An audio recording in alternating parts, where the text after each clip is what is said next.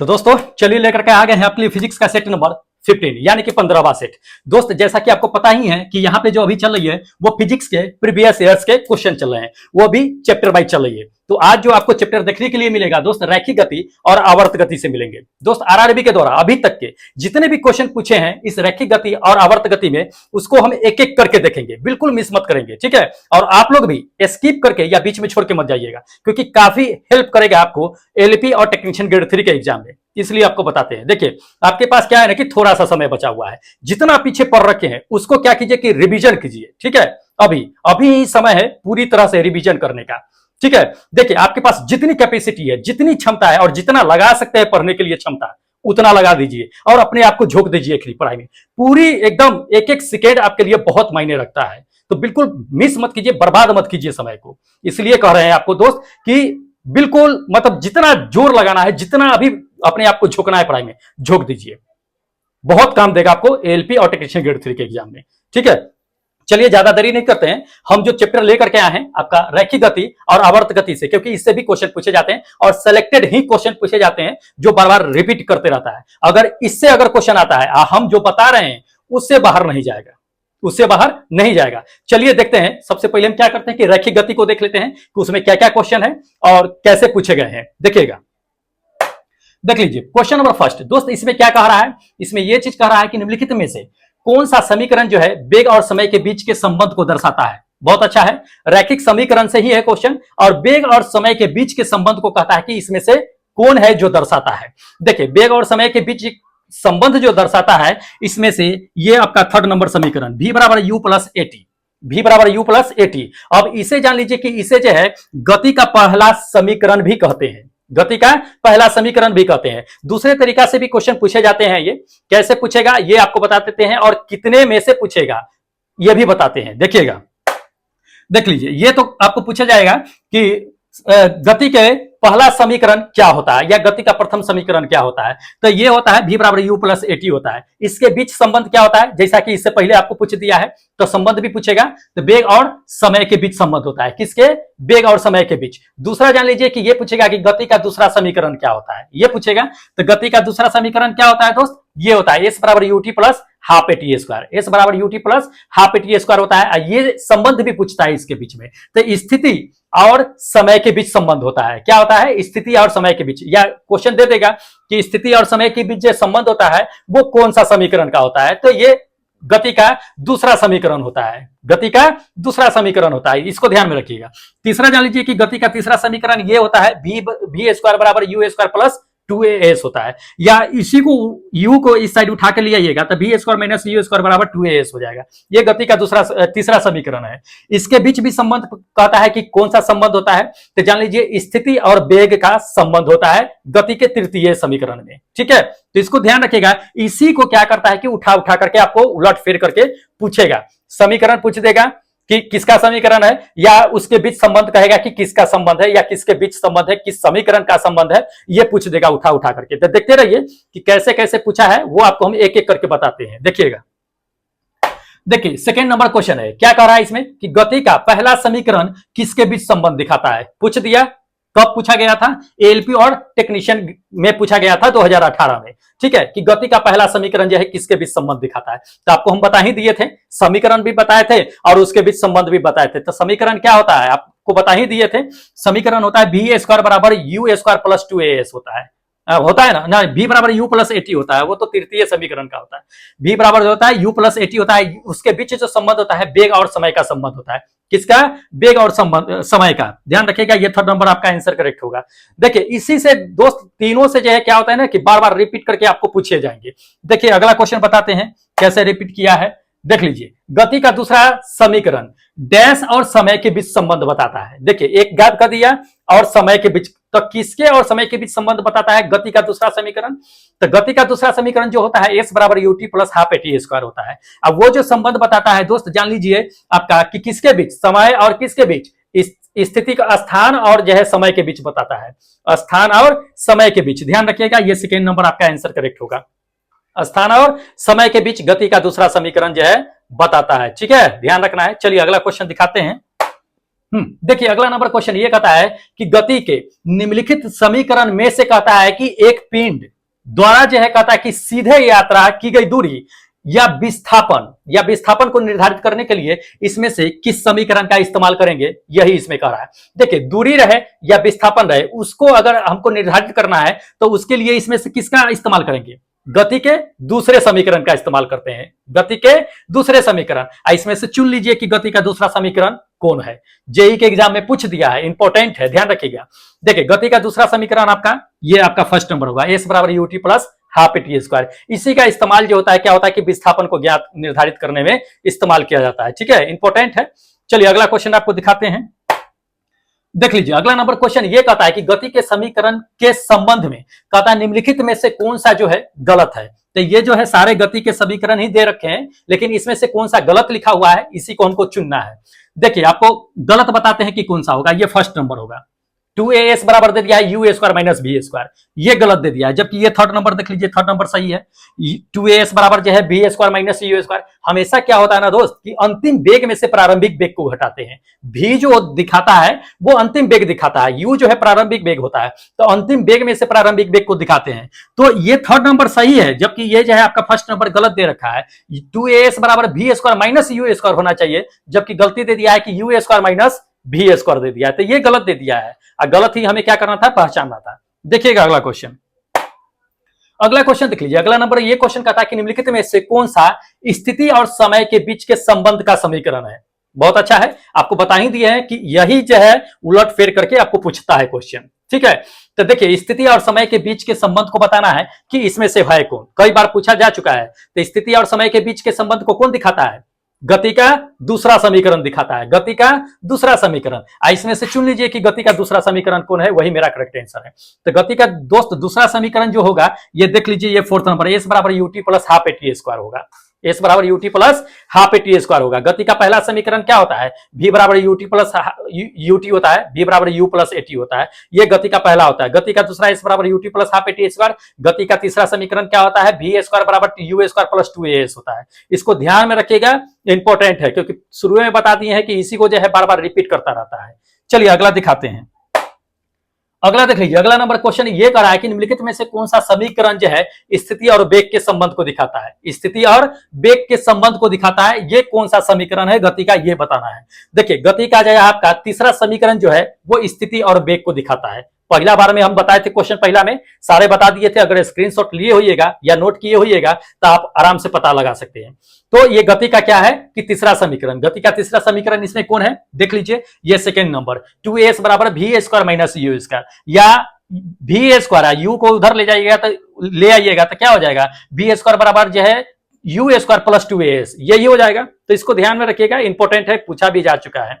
चलिए अगला क्वेश्चन आपको हम दिखा देते हैं, देख लीजिए। अगला क्वेश्चन दोस्त ये कह रहा है कि सरल रेखीय गति में वस्तु अगर चलती है तो किस दिशा में चलेगी, ये बताना है। तो कोई वस्तु है सरल रेखीय गति कर रही है तो वो वस्तु किस में चलेगी, सीधी चलेगी, सीधी रेखा में चलेगी। रेखीय क्या मतलब क्या होता है, सीधा। रेखीय मतलब क्या, सीधा, तो सीधी रेखा में चलेगी। किस में चलेगी, सीधी रेखा में। देख लीजिए इतना सिंपल दोस्त जो है जेई के एग्जाम में पूछ दिया है, बताइए। कोई नहीं, आरआरबी का अपना मन है, पूछ सकता है। ये फर्स्ट नंबर आपका आंसर क्या होगा कि बिल्कुल करेक्ट होगा कि सीधी रेखा में गति करेगी। ठीक है, चलिए अगला क्वेश्चन आपको दिखा देते हैं।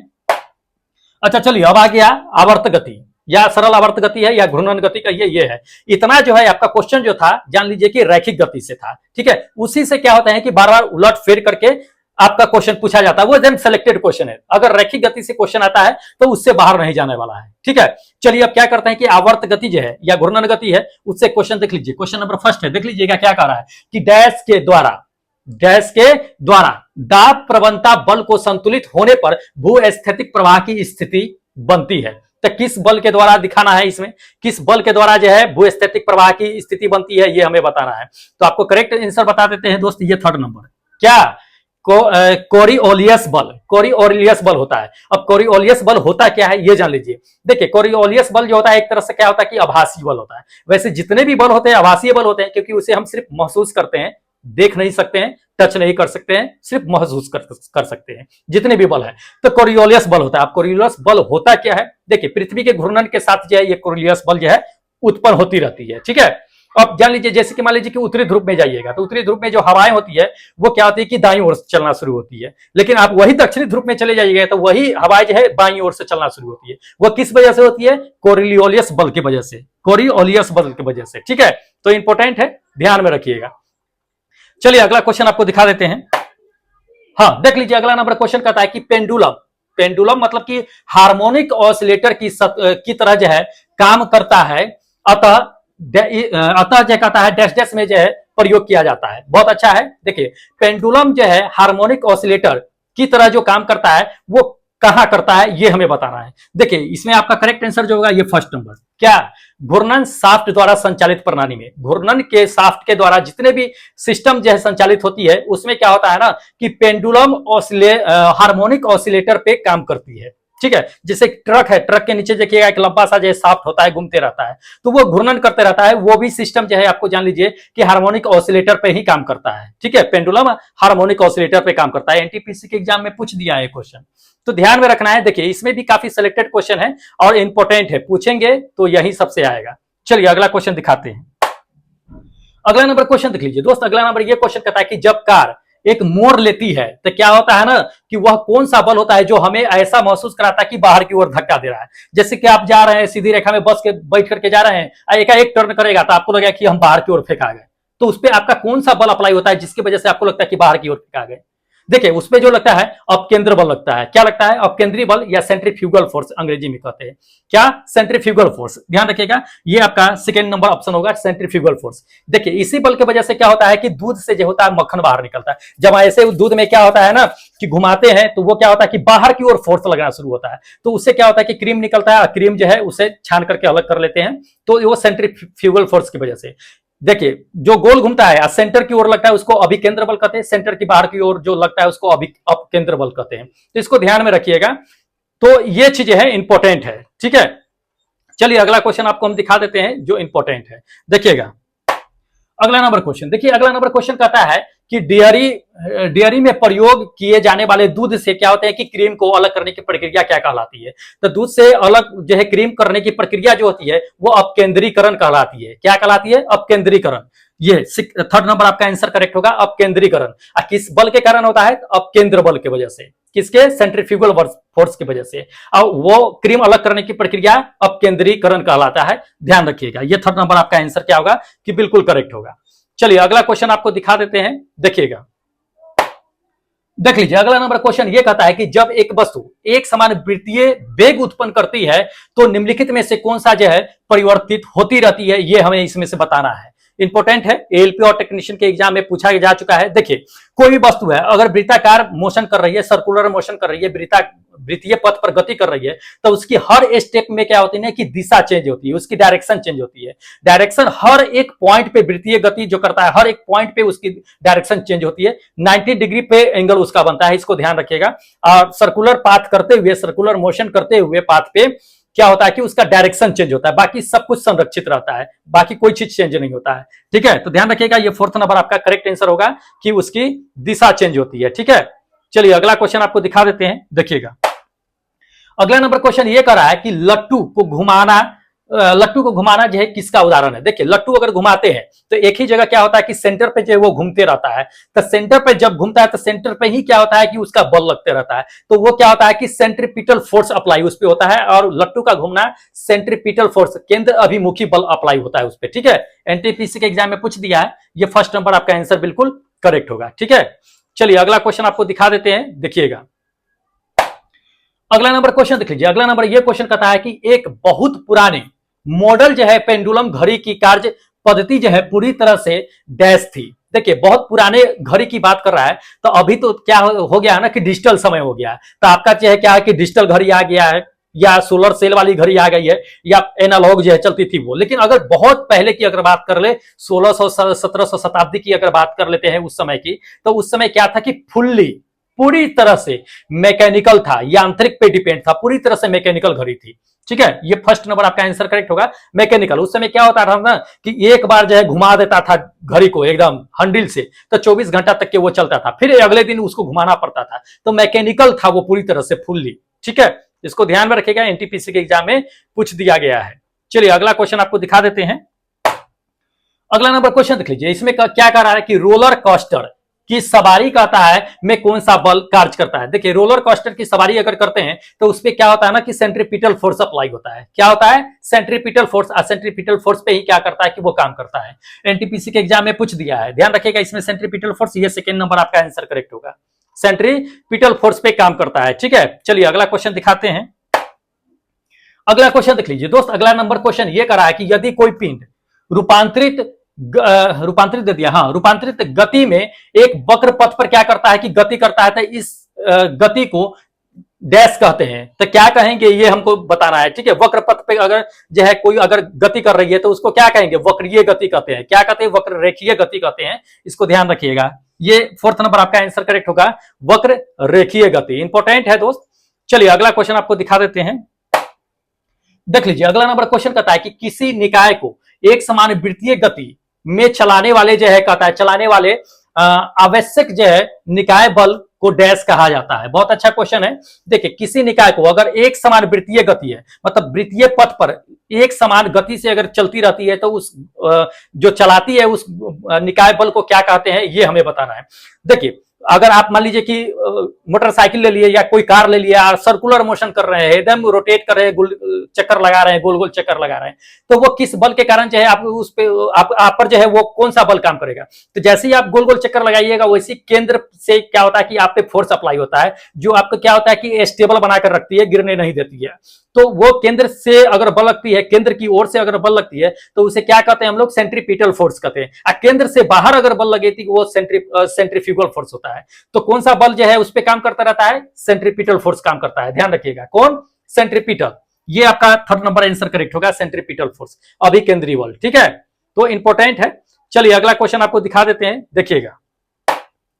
अगला नंबर क्वेश्चन देख लीजिए दोस्त, ये कह रहा है कि जब कोई वस्तु एक समान वृत्तीय गति घूर्णन करती है तो प्रत्येक बिंदु पर इसका क्या बदल जाता है। आपको हम बता दिए हैं कि देखिए उसका तो एक डायरेक्शन बदलता है, प्लस हर एक बिंदु पर उसका वेग बदल जाता है। हर एक बिंदु पर वेग बदल जाता है, प्लस दिशा भी बदलती रहती है, दोनों चीजें।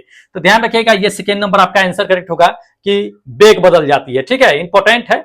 चलिए अगला क्वेश्चन आपको दिखाते हैं, देख लीजिए। अगला नंबर क्वेश्चन कहता है कि यदि एक साधारण लोलक है यानी कि पेंडुलम है, उसकी लंबाई को अगर बढ़ा दिया जाए तो उसका आवर्तकाल क्या होगा। देखिए बहुत अच्छा है। देखिए जैसे आप पेंडुलम है, पेंडुलम की जैसी लंबाई बढ़ाइएगा उसका आवर्तकाल भी बढ़ जाता है। क्या होता है? आवर्तकाल भी बढ़ जाता है। अब क्यों बढ़ जाता है ये थोड़ा सा समझ लीजिए, जेईई के एग्जाम में पूछ दिया है। ये फर्स्ट नंबर आपका आंसर करेक्ट होगा कि उसका आवर्तकाल बढ़ जाएगा। क्यों बढ़ जाता है? जैसे उसकी पेंडुलम की लंबाई बढ़ती है उसका द्रव्यमान बढ़ जाता है। द्रव्यमान बढ़ने से क्या होता है कि उसका जड़त्व बढ़ जाता है। जड़त्व बढ़ने से उसकी आवर्तकाल क्या होती है कि तेज हो जाती है, मतलब आवर्तकाल भी बढ़ जाती है। तो इसको ध्यान में रखिएगा, इंपॉर्टेंट है। चलिए अगला क्वेश्चन आपको दिखा देते हैं, देखिएगा। देख लीजिए अगला नंबर क्वेश्चन कहता है कि दोलक दे दिया है, दोलक के लिए निम्नलिखित में से कौन सा जो है सही है ये बताना है। देख लीजिए आपको करेक्ट इसमें कौन है ये बताना है। पहले देख लीजिए, पहला नंबर ये कह रहा है कि संकेतन साइन वेव हो सकती है, तो बिल्कुल हो सकता है, संकेत साइन जो है वो वेव हो सकता है। दूसरा नंबर देख लीजिए, दूसरा नंबर कह रहा है कि संकेत जो है स्क्वायर वेव हो सकती है, बिल्कुल हो सकती है। तीसरा नंबर देख लीजिए, तीसरा नंबर आपको कहता है इसमें कि संकेत अर्ध जो है स्क्वायर हो सकती है। दोस्त ये गलत है, संकेत जो है अर्ध स्क्वायर नहीं हो सकती है, कभी नहीं होगी, ध्यान रखिएगा। ये थर्ड नंबर आपका गलत पकड़ा गया, थर्ड नंबर सही होगा। ठीक है, अकॉर्डिंग टू क्वेश्चन। चलिए अगला क्वेश्चन दिखा देते हैं, देखिएगा।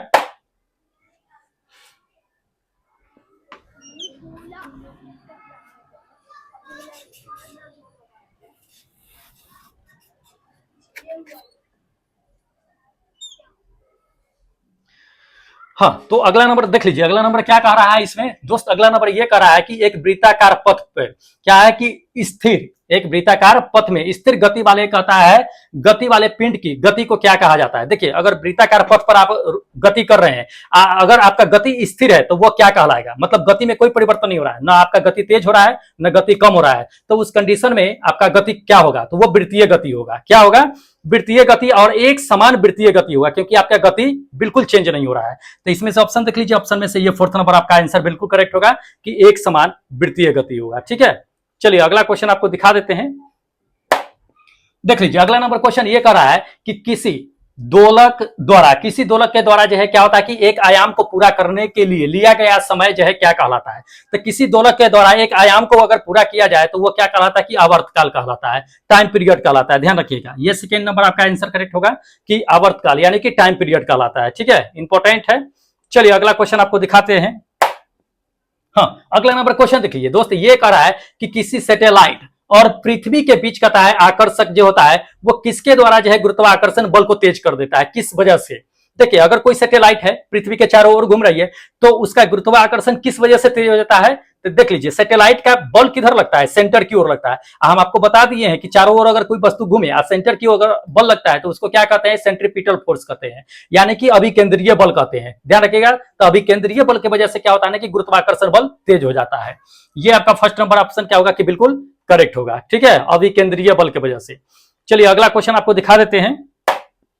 हाँ देखिएगा, अगला नंबर क्वेश्चन कहता है झूले पर बैठे लड़की की गति डैश होती है। तो झूले पर जो लड़की बैठी होती है वो जो गति करती रहती है आगे पीछे, वो किस तरह का गति है तो होती है, तो जान लीजिए कि वो जो होती है आवर्त गति होती है। क्या आवर्ती गति कहिए या पीरियोडिक गति कहिए, क्योंकि वह हमेशा एक चीज को दोहराती रहती है। तो ये फोर्थ नंबर आपका आंसर क्या होगा कि बिल्कुल करेक्ट होगा। ठीक है, चलिए अगला क्वेश्चन दिखाते हैं। अच्छा चलिए ठीक है दोस्त, इतना ही क्वेश्चन था आवर्त गति से या घूर्णन गति से कहिए। अगर पूछे जाते हैं आपको बताती हैं कि रैखिक गति से या आवर्तीय गति से क्वेश्चन, तो दोस्त इससे बाहर नहीं जाने वाला है, क्योंकि इसी से रिपीट करते हैं और ये सिलेक्टेड क्वेश्चन है, क्योंकि इसी को बार बार जो है आरआरबी रिपीट करते रहता है। ठीक है, तो चलिए क्या है कि अब क्या कीजिए कि जो लोग चैनल सब्सक्राइब नहीं कर रखे हैं दोस्त फटाफट चैनल सब्सक्राइब कर लीजिए, क्योंकि आने वाली वीडियो जो है आपके एग्जाम के लिए एएलपी और टेक्नीशियन ग्रेड 3 के लिए काफी हेल्पफुल होने वाली है। ठीक है, तो देरी मत कीजिए। अब जो लोग टेस्ट नहीं दिए हैं दोस्त इस एप्लीकेशन को डाउनलोड कर लीजिएगा, जाकर के टेस्ट दे लीजिएगा, अभी एक्टिव है टेस्ट। ठीक है, देरी मत कीजिए, जाकर के फटाफट टेस्ट दे लीजिए। चलिए ठीक है, और हमें इजाजत दीजिए, क्योंकि फिर हम अगले दिन लेकर के आएंगे आपके लिए एक नए वीडियो, एक नए सेट, क्योंकि जो लोग टेस्ट दिए हैं इस एप्लीकेशन से उसका भी क्या है कि आपका टेस्ट पेपर स्कोर कार्ड यानी कि रैंक कार्ड हम नेक्स्ट डे लेकर के आएंगे। तो देरी मत कीजिए, फटाफट चैनल सब्सक्राइब कर लीजिए। अब जो लोग टेस्ट नहीं दिए हैं जाकर के टेस्ट दे लीजिए, और हमें इजाजत दे दीजिए, क्योंकि फिर हम मिलेंगे इसी टाइम, इसी वक्त, इसी जगह। ठीक है, जय हिंद दोस्तों।